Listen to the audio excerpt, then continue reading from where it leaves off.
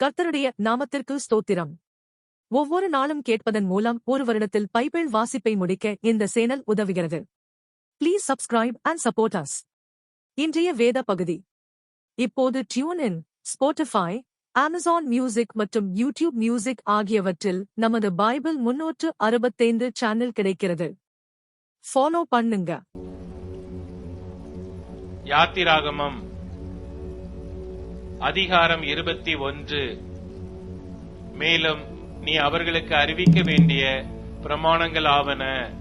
எபிரேயரில் ஒரு அடிமையை கொண்டாயானால் அவன் 6 வருஷம் சேவித்து 7ஆம் வருஷத்திலே ஒன்றும் கொடாமல் விடுதலை பெற்று போக கடவன்.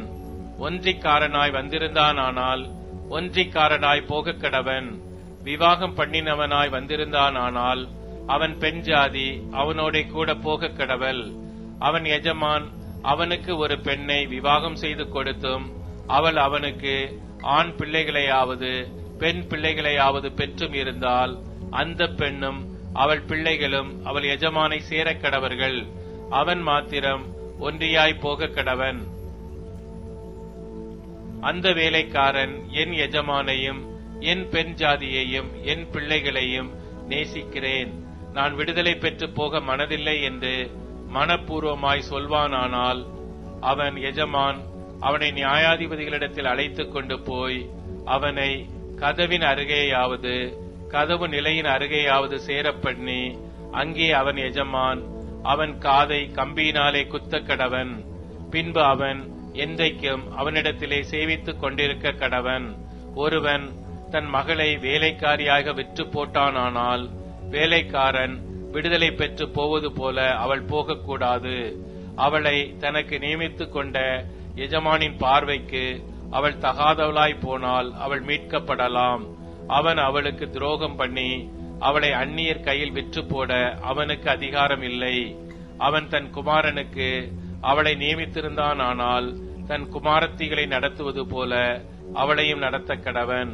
அவன் வேறொரு பெண்ணை கொண்டானாகில் இவளுக்குரிய அன்ன வஸ்திர விவாக கடமை ஆகிய இவைகளில் குறைவு செய்யாமல் இருப்பானாக. இம்மூன்றும் அவன் அவளுக்கு செய்யாமற் போனால் அவள் பணம் கொடாமல் விடுதலை பெற்று போக கடவள். ஒரு மனிதனை சாகும்படி அடித்தவன் நிச்சயமாய் கொலை செய்யப்பட கடவன். ஒருவன் பதிவிருந்து கொள்ளாமல் தேவ செயலாய் தன் கைக்கு நேரிட்டவனை கொண்டால் அவன் ஓடி போய் சேர வேண்டிய ஸ்தலத்தை உனக்கு நியமிப்பேன். ஒருவன் பிறனுக்கு விரோதமாக சதி மோசம் செய்து அவனை துணிகரமாய் கொண்டு போட்டால் அவனை என் பலிபீடத்திலிருந்தும் பிடித்துக் கொண்டு போய் கொலை செய்ய வேண்டும். தன் தகப்பனையாவது தன் தாயையாவது அடிக்கிறவன் நிச்சயமாய் கொலை செய்யப்பட கடவன். ஒருவன் ஒரு மனிதனை திருடி விற்று போட்டாலும் இவன் அவன் வசத்தில் இருக்க கண்டுபிடிக்கப்பட்டாலும் அவன் நிச்சயமாய் கொலை செய்யப்பட கடவன். தன் தகப்பனையாவது தன் தாயையாவது சபிக்கிறவன் நிச்சயமாய் கொலை செய்யப்பட கடவன். மனிதர் சண்டை பண்ணி ஒருவன் மற்றொருவனை கல்லால் எரிந்ததினாலாவது கையில் அடித்ததினாலாவது அவன் சாவாமல் கட்டில் கிடையாய் கிடந்து திரும்ப எழுந்திருந்து வெளியிலே தன் ஊன்றுகோலை பிடித்துக் கொண்டு நடமாடினால் அடித்தவன் ஆக்கினைக்கு நீங்களாயிருப்பான். ஆனாலும் அவனுக்கு வேலை மினக்கெட்ட நஷ்டத்தை கொடுத்து அவனை நன்றாய் குணமாக்குவிக்க கடவன். ஒருவன் தனக்கு அடிமையானவனையாவது தனக்கு அடிமையானவளையாவது கோலால் அடித்ததினாலே அவன் கையால் இறந்து போனால் பழிக்கு பழி வாங்கப்பட வேண்டும். 1 நாளாவது 2 நாளாவது உயிரோடு இருந்தால் அவர்கள் அவனுடைய உடைமையாகையால் பழி வாங்க வேண்டியதில்லை. மனிதர் சண்டை பண்ணி கர்ப்பவதியான ஒரு ஸ்திரியை அடித்ததினால் அவளுக்கு வேறே சேதமில்லாமல் கற்பம் விழுந்து போனால் அடிபட்ட ஸ்திரியின் புருஷன் அடித்தவன் மேல் சுமத்துகிறதற்கு தக்கதாயும் நியாயாதிபதிகள் செய்யும் தீர்ப்பின்படியும் தண்டம் கொடுக்க வேண்டும். வேறே சேதமுண்டானால் ஜீவனுக்கு ஜீவன், கண்ணுக்கு கண், பல்லுக்கு பல், கைக்கு கை, காலுக்கு கால், சூட்டுக்கு சூடு, காயத்துக்கு காயம், தழும்புக்கு தழும்பு பழி கொடுக்க வேண்டும். ஒருவன் தன் அடிமையானவன் கண்ணையாகிலும் தன் அடிமை பெண்ணின் கண்ணையாகிலும் அடித்ததினால் அதை கெடுத்தால் அவன் கண்ணுக்கு பதிலாக அவனை விடுதலை பண்ணிவிட வேண்டும். அவன் தன் அடிமையானவன் பல்லையாவது தன் அடிமை பெண்ணின் பல்லையாவது உதிர அடித்தால் அவன் பல்லுக்கு பதிலாக அவனை விடுதலை பண்ணிவிட வேண்டும். ஒரு மாடு ஒரு புருஷனையாவது ஒரு ஸ்திரியையாவது முட்டினதினால் சாவுண்டானால் அந்த மாடு கல்லெறியப்பட வேண்டும். அதன் மாம்சம் புசிக்கப்படலாகாது. அப்பொழுது மாட்டின் எஜமான் ஆக்கினைக்கு நீங்களாயிருப்பான். தன் மாடு வழக்கமாய் முட்டுகிற மாடாயிருந்து அது அதன் எஜமானுக்கு அறிவிக்கப்பட்டும் அவன் அதை கட்டி வைக்காததினால் அது ஒரு புருஷனையாவது ஒரு ஸ்திரியையாவது கொன்று போட்டால் மாடும் கல்லெறியப்பட வேண்டும், அதன் எஜமானும் கொலை செய்யப்பட வேண்டும். அபராதம் கொடுக்கும்படி தீர்க்கப்பட்டதானால் அவன் தன் ஜீவனை மீட்கும் பொருளாக விதிக்கப்பட்ட அபராதத்தை கொடுக்க கடவன். அது ஒருவன் மகனை முட்டினாலும் சரி ஒருவன் மகளை முட்டினாலும் சரி இந்த தீர்ப்பின்படியே அவனுக்கு செய்யப்பட வேண்டும். அந்த மாடு ஒரு அடிமையானவனையாவது ஒரு அடிமை பெண்ணையாவது முட்டினால் அதற்கு உடையவன் அவர்களுடைய எஜமானுக்கு 30 சேக்கல் நிறையான வெள்ளியை கொடுக்க கடவன். மாடு கல்லெறியப்பட வேண்டும். ஒருவன் ஒரு குழியை திறந்து வைத்ததினாலாவது ஒரு குழியை வெட்டி அதை மூடாதே போனதினாலாவது அதிலே ஒரு மாடாவது ஒரு கழுதையாவது விழுந்தால் குழிக்கு உடையவன் அதற்கு ஈடாக பணத்தை மிருகத்தின் எஜமானுக்கு கொடுக்க கடவன். செத்ததோ அவனுடையதாக வேண்டும். ஒருவனுடைய மாடு மற்றவனுடைய மாட்டை முட்டினதினால் அது செத்தால் உயிரோடு இருக்கிற மாட்டை அவர்கள் விற்று அதன் கிரயத்தை பங்கிட்டு செத்ததையும் பங்கிட்டுக் கொள்ள கடவர்கள். அந்த மாடு முன்னமே முட்டுகிற மாடென்று அதன் எஜமான் அறிந்திருந்தும் அதை கட்டி வைக்காதிருந்தால் அவன் மாட்டுக்கு மாட்டை கொடுக்க கடவன். செத்ததோ அவனுடையதாக வேண்டும். யாத்திராகமம் அதிகாரம் 22.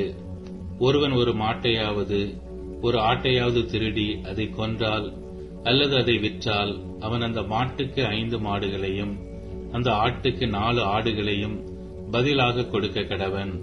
திருடன் கன்னமிடுகையில் கண்டுபிடிக்கப்பட்டு அடிக்கப்பட்டு செத்தால் அவன் நிமித்தம் இரத்த பழி சுமராது. சூரியன் அவன் மேல் உதித்திருந்ததானால் அவன் நிமித்தம் இரத்த பழி சுமரும். திருடன் பதில் கொடுத்து தீர்க்க வேண்டும். அவன் கையில் ஒன்றும் இல்லாதிருந்தால் தான் செய்த களவுக்காக விலைப்பட கடவன். அவன் திருடின மாடாவது கழுதையாவது ஆடாவது உயிருடனே அவன் கையில் கண்டுபிடிக்கப்பட்டால் இரட்டிப்பாய் அவன் கொடுக்க வேண்டும். ஒருவன் பிறனுடைய வயலிலாவது திராட்சை தோட்டத்திலாவது தன் மிருக ஜீவனை மேயவிட்டால் அவன் தன் சுய வயலிலும் திராட்சை தோட்டத்திலும் உள்ள பலனில் உத்தமமானதை எடுத்து பதில் செலுத்த கடவன். அக்கினி எழும்பி முள்ளுக்களில் பற்றி தானிய போரையாவது விளைந்த பயிரையாவது வயலில் உள்ள வேற எதையாவது எரித்து போட்டதேயானால் அக்கினியை கொளுத்தினவன் அக்கினி சேதத்திற்கு உத்தரவாதம் பண்ண வேண்டும். ஒருவன் பிறனுடைய வசத்தில் திரவியத்தையாவது உடைமைகளையாவது அடைக்கலமாக வைத்திருக்கும் போது அது அவன் வீட்டிலிருந்து திருடப்பட்டு போனால் திருடன் அகப்பட்டானாகில் அவன் அதற்கு இரட்டிப்பாக கொடுக்க வேண்டும். திருடன் அகப்படாதே போனால் அந்த வீட்டுக்காரன் தானே பிறனுடைய பொருளை அபகரித்தானோ இல்லையோ என்று அறியும்படி நியாயாதிபதிகளிடத்தில் அவனை கொண்டு போக வேண்டும்.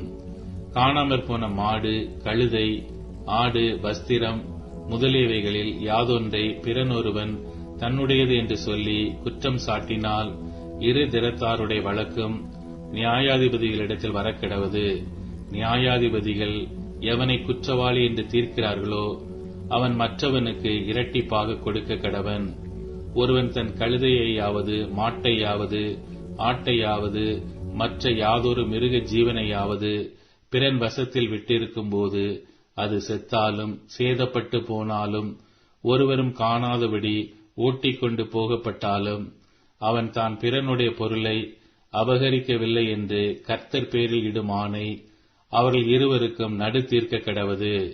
உடையவன் அதை அங்கீகரிக்க வேண்டும், மற்றவன் பதிலளிக்க வேண்டுவதில்லை.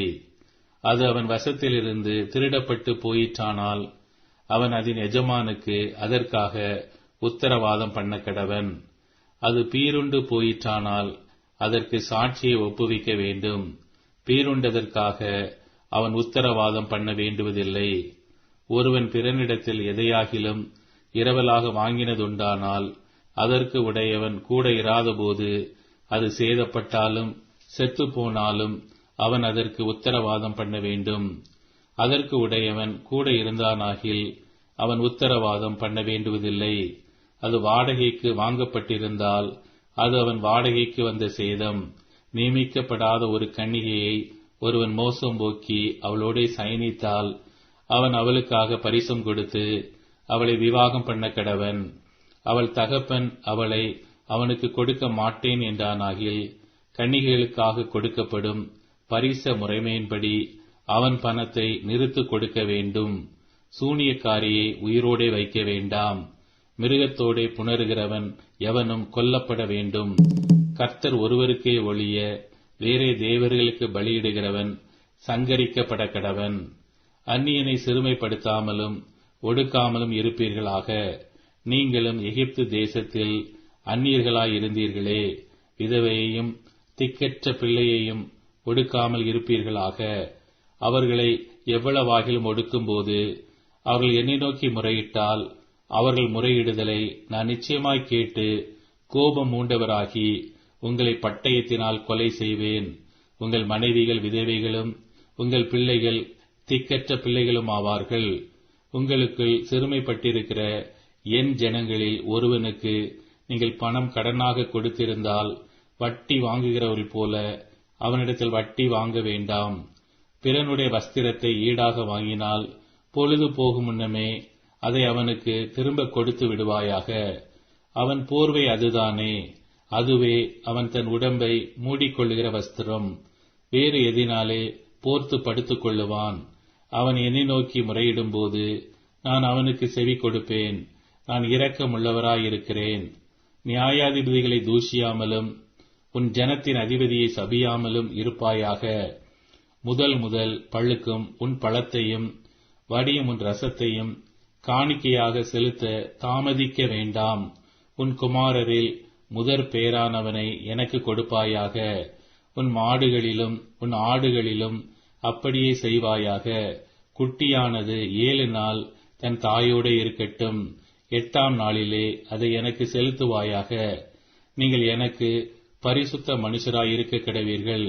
வெளியிலே பீருண்ட மாம்சத்தை புசியாமல் அதை நாய்களுக்கு போட்டு விடுங்கள். லூக்கா அதிகாரம் 20. அந்நாட்களில் ஒன்றில் அவர் தேவ ஆலயத்திலே ஜனங்களுக்கு உபதேசித்து சுவிசேஷத்தை பிரசங்கித்த போது பிரதான ஆசாரியரும் வேத பாரகரும் மூப்பரும் அவரிடத்தில் கூடி வந்து, நீர் எந்த அதிகாரத்தினால் இவைகளை செய்கிறீர்? இந்த அதிகாரத்தை உமக்கு கொடுத்தவர் யார்? அதை எங்களுக்கு சொல்லும் என்றார்கள்.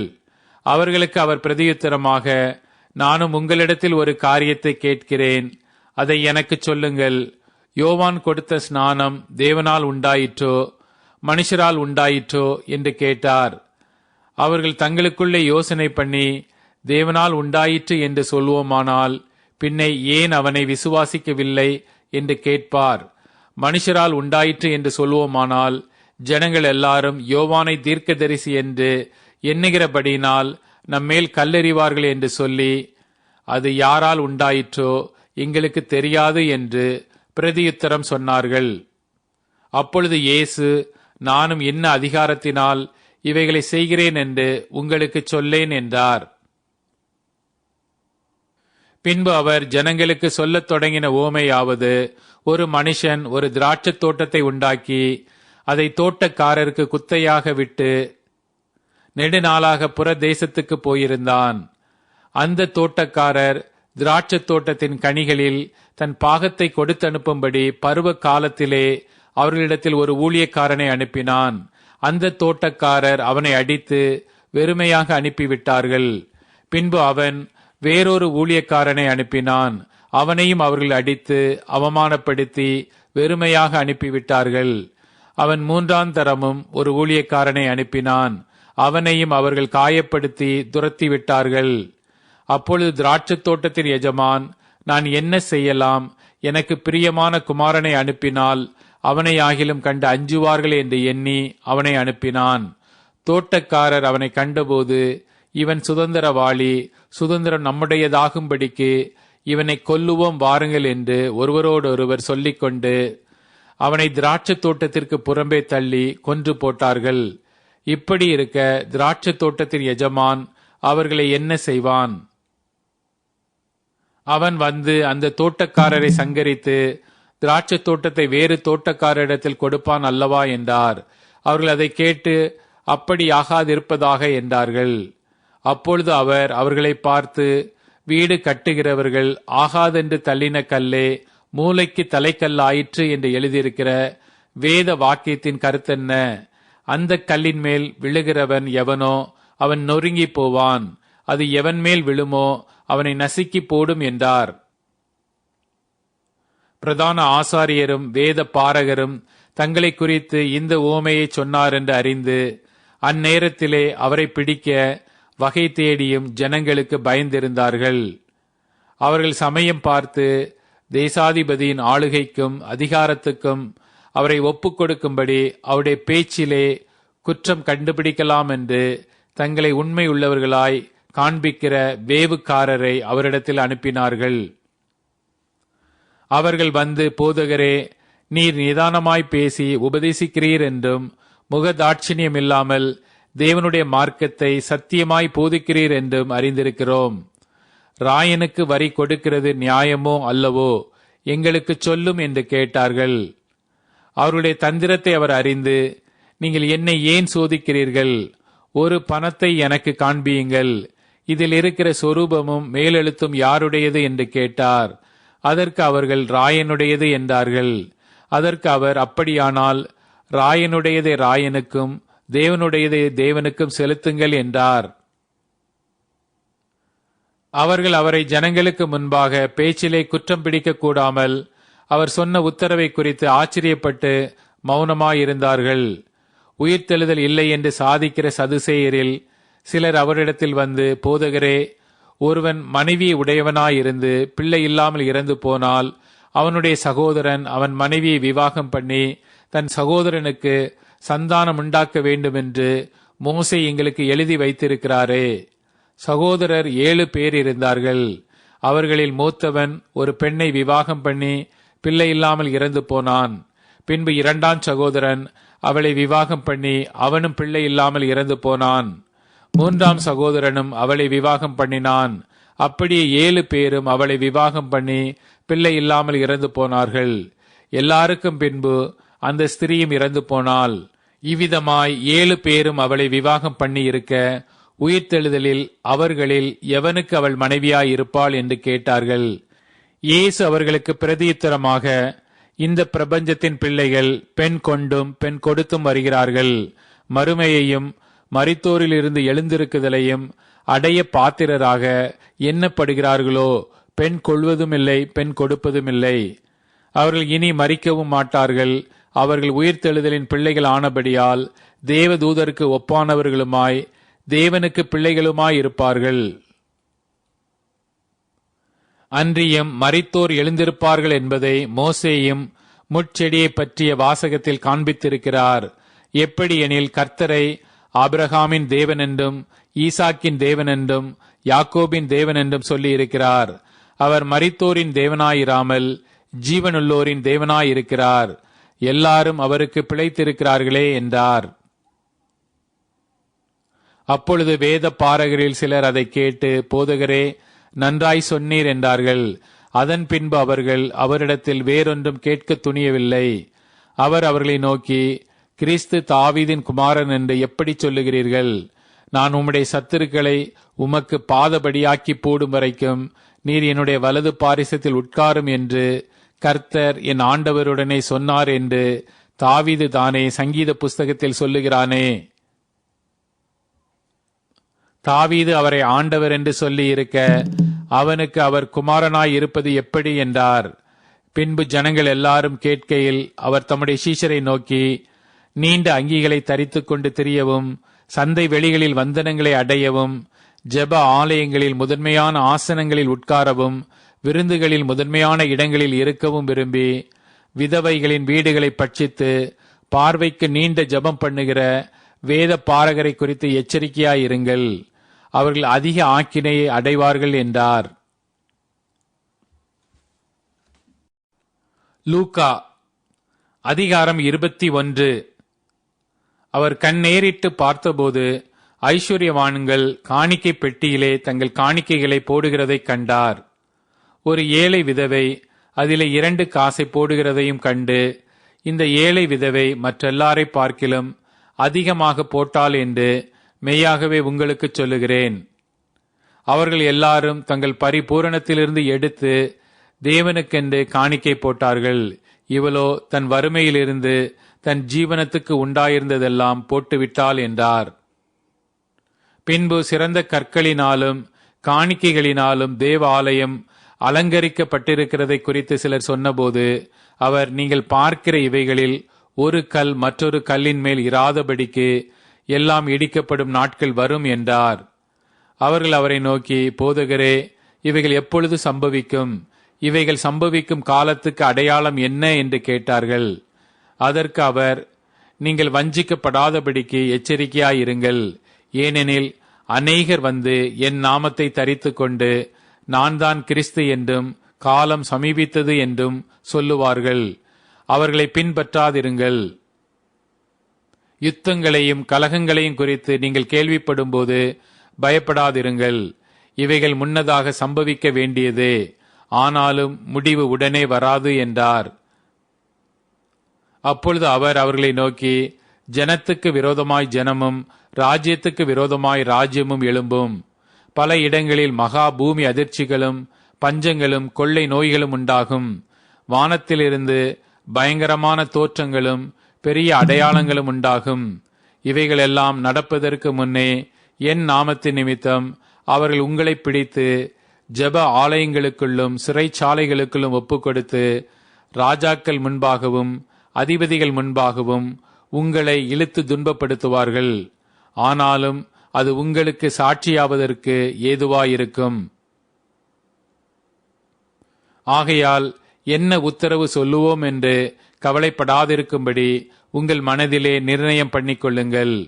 உங்களை விரோதிக்கிறவர்கள் ஒருவரும் எதிர்பேசவும் எதிர் நிற்கவும் கூடாத வாக்கையும் ஞானத்தையும் நான் உங்களுக்கு கொடுப்பேன். பெற்றோராலும் சகோதரராலும் பந்து ஜனங்களாலும் சிநேகிதராலும் காட்டிக் கொடுக்கப்படுவீர்கள். உங்களில் சிலரை கொலை செய்வார்கள். என் நாமத்தின் நிமித்தம் எல்லாராலும் பகைக்கப்படுவீர்கள். ஆனாலும் உங்கள் தலைமயிரில் ஒன்றாகிலும் அழியாது. உங்கள் பொறுமையினால் உங்கள் ஆத்துமாக்களை காத்துக் கொள்ளுங்கள். எருசலேம் சேனைகளால் சூழப்பட்டு இருப்பதை நீங்கள் காணும்போது அதன் அழிவு சமீபமாயிற்றென்று அறியுங்கள். அப்பொழுது யூதேயாவில் இருக்கிறவர்கள் மலைகளுக்கு ஓடிப்போகவும் எருசலேமில் இருக்கிறவர்கள் வெளியே புறப்படவும் நாட்டுப்புறங்களில் இருக்கிறவர்கள் நகரத்தில் பிரவேசியாமல் இருக்கவும் கடவர்கள். எழுதியிருக்கிற யாவும் நிறைவேறும்படி நீதியை சரிக்கட்டும் நாட்கள் அவைகளே. அந்நாட்களில் கற்பவதிகளுக்கும் பால் கொடுக்கிறவர்களுக்கும் ஐயோ! பூமியின் மேல் மிகுந்த இடுக்கண்ணும் இந்த ஜனத்தின் மேல் கோபாக்கினையும் உண்டாகும். பட்டய கருக்கினாலே விழுவார்கள். சகல புற ஜாதிகளுக்குள்ளும் சிறைப்பட்டு போவார்கள். புற ஜாதியாரின் காலம் நிறைவேறும் வரைக்கும் எருசலேம் புற ஜாதியாரால் மிதிக்கப்படும். சூரியனிலும் சந்திரனிலும் நட்சத்திரங்களிலும் அடையாளங்கள் தோன்றும். பூமியின் மேலுள்ள ஜனங்களுக்கு தத்தளிப்பும் இடுக்கண்ணும் உண்டாகும். சமுத்திரமும் அலைகளும் முழக்கமாயிருக்கும். வானத்தின் சத்துவங்கள் அசைக்கப்படும். ஆதலால் பூமியின் மேல் வரும் ஆபத்துக்களுக்கு பயந்து எதிர்பார்த்திருக்கிறதினால் மனுஷருடைய இருதயம் சோர்ந்து போம். அப்பொழுது மனுஷகுமாரன் மிகுந்த வல்லமையோடும் மகிமையோடும் மேகத்தின் மேல் வருகிறதை காண்பார்கள். இவைகள் சம்பவிக்க தொடங்கும்போது உங்கள் மீட்பு சமீபமாயிருப்பதால் நீங்கள் நிமிர்ந்து பார்த்து உங்கள் தலைகளை உயர்த்துங்கள் என்றார். அன்றியும் அவர்களுக்கு ஒரு உவமையை சொன்னார். அத்தி மரத்தையும் மற்றெல்லா மரங்களையும் பாருங்கள். அவைகள் தளிர்க்கிறதை நீங்கள் காணும்போது வசந்த காலம் சமீபமாயிற்றென்று அறிகிறீர்கள். அப்படியே இவைகள் சம்பவிக்கிறதை நீங்கள் காணும்போது தேவனுடைய ராஜ்யம் சமீபமாயிற்றென்று அறியுங்கள். இவையெல்லாம் சம்பவிக்கும் முன் இந்த சந்ததி ஒளிந்து போகாதென்று மெய்யாகவே உங்களுக்குச் சொல்லுகிறேன். வானமும் பூமியும் ஒளிந்து போம், என் வார்த்தைகளோ ஒளிந்து போவதில்லை. உங்கள் இருதயங்கள் பெருந்திண்டியினாலும் வெறியினாலும் லௌகீக கவலைகளினாலும் பாரமடையாதபடிக்கும் நீங்கள் நினையாத நேரத்தில் அந்த நாள் உங்கள் மேல் வராதபடிக்கும் எச்சரிக்கையாயிருங்கள். பூமியிலெங்கும் குடியிருக்கிற அனைவர் மேலும் அது ஒரு கன்னியைப் போல வரும். ஆகையால் இனி சம்பவிக்கப் போகிற இவைகளுக்கெல்லாம் நீங்கள் தப்பி மனுஷகுமாரனுக்கு முன்பாக நிற்க பாத்திரவான்களாக எண்ணப்படுவதற்கு எப்பொழுதும் ஜெபம் பண்ணி விழித்திருங்கள் என்றார். அவர் பகற்காலங்களில் தேவ ஆலயத்திலே உபதேசம் பண்ணி கொண்டிருந்து ராக்காலங்களில் வெளியே போய் ஒலிவ மலை எனப்பட்ட மலையிலே தங்கி வந்தார். ஜனங்கள் எல்லாரும் அவருடைய உபதேசத்தை கேட்கும்படி அதிகாலமே தேவ ஆலயத்தில் அவரிடத்திற்கு வருவார்கள். சங்கீதம் அதிகாரம் 36. துன்மார்க்கனுடைய துரோகப் பேச்சு என் உள்ளத்திற்கு தெரியும். அவன் கண்களுக்கு முன் தெய்வ பயம் இல்லை. அவன் தன் அக்கிரமம் அருவருப்பானதென்று காணப்படும் அளவும் தன் பார்வைக்கேற்றபடி தனக்குத்தானே இச்சகம் பேசுகிறான். அவன் வாயின் வார்த்தைகள் அக்கிரமமும் வஞ்சகமும் உள்ளது. புத்தியாய் நடந்து கொள்வதையும் நன்மை செய்வதையும் விட்டுவிட்டான். அவன் தன் படுக்கையின் மேல் அக்கிரமத்தை யோசித்து நல்லதல்லாத வழியிலே நிலைத்து பொல்லாப்பை வெறுக்காதிருக்கிறான். கர்த்தாவே, உமது கிருபை வானங்களில் விளங்குகிறது. உமது சத்தியம் மேக மண்டலங்கள் பரியந்தம் எட்டுகிறது. உமது நீதி மகத்தான பர்வதங்கள் போலவும் உமது நியாயங்கள் மகா ஆழமாகவும் இருக்கிறது. கர்த்தாவே, மனுஷரையும் மிருகங்களையும் காப்பாற்றுகிறீர். தேவனே, உம்முடைய கிருபை எவ்வளவு அருமையானது! அதனால் மனுபுத்திரர் உமது செட்டைகளின் நிழலிலே வந்தடைகிறார்கள். உமது ஆலயத்திலுள்ள சம்பூரணத்தினால் திருப்தி அடைவார்கள். உமது பேரின்ப நதியினால் அவர்கள் தாகத்தை தீர்க்கிறீர். ஜீவ ஊற்று உம்மிடத்தில் இருக்கிறது. உம்முடைய வெளிச்சத்திலே வெளிச்சம் காண்கிறோம். உம்மை அறிந்தவர்கள் மேல் உமது கிருபையையும் செம்மையான இருதயமுள்ளவர்கள் மேல் உமது நீதியையும் பாராட்டியருளும். பெருமைக்காரரின் கால் என் மேல் வராமலும் துன்மார்க்கருடைய கை என்னை பறக்கடியாமலும் இருப்பதாக. அதோ, அக்கிரமக்காரர் விழுந்தார்கள், எழுந்திருக்க மாட்டாமல் தள்ளுண்டு போனார்கள். இப்போது டியூன், ஸ்பாட்டிஃபை, அமேசான் மியூசிக் மற்றும் யூடியூப் மியூசிக் ஆகியவற்றில் நமது பைபிள் 365 சேனல் கிடைக்கிறது. ஃபாலோ பண்ணுங்க.